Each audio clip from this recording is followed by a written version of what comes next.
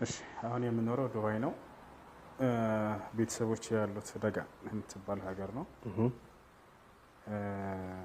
ሌላው ነገር ትዳር ወደፊት የማስብበት ይሆናል ኢንሻአላህ። ቲክቶክ በራሱ የሚከፍል ነገር የለም። ሰዎች የሚከታተሉ ሰዎች ጊፍት የሚሰጡ ነገር ምናምን አለ ያ አለ እንዴ ጌም ከፍቼ መጫወት ምናምን እሱን ሳይሆን ለዳዋ ነው የምጠቀምበት። ቋሚ ስራ የራሴ ስራ አለ።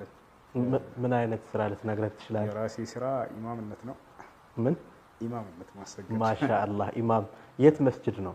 ዱባይ መስጂድ አህመድ መሐመድ አልሞላ የሚባል መስጂድ አለ።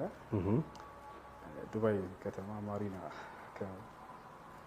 እዛ ነው እና በዚያ ነው የምተዳደረው። ቤተሰቦችን ማስተዳደር ኸይር። እንግዲህ ዳኢ ሁሴን አህመድ ሁሱ በጣም ነው የምናመሰግነው። መልእክት ግን ይኖርሃል ከኛ ምስጋና ባሻገር መልእክት አለ የምታስተላልፈው ቀረ የምትለው ነገር ካለ ይሄው ለተመልካቾቻችን ንገራቸው። በመጀመሪያ እዚህ ቦታ ክብራቸው ስላጋበዛችሁኝ አመሰግናለሁ። በመቀጠል መልእክት ለመላው ኢትዮጵያ ሙስሊም ሁሉ ለዲናቸው መስራት አለባቸው።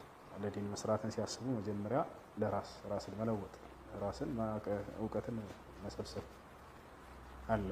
ان الله لا يغير ما بقوم حتى يغيروا ما بانفسهم እንዳለው አላህ መጀመሪያ ራስን ለውጦ ሰው በእውቀት እንትን ካለ በኋላ ሌሎችን የመለወጥን ስራ መስራትን እመክራለሁ።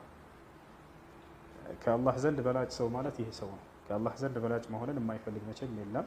خيركم من تعلم القرآن وعلمه كما قال النبي صلى الله عليه وسلم ከሁላችሁም በላጩ ቁርአንን ተምሮ ለሌሎች ያስተማረ ሰው ነው ብሏል። ቁርአን ሐዲስን እንዲሁም ሰዎችን ወደ ጌታቸው ወደ አላህ ያቀራርባቸዋል፣ እርሱን ያሳውቃቸዋል የሚባለውን መንገድ ሁሉ በመማር ለትውልድ ማስተላለፍ ማድረስን እመክራለሁ።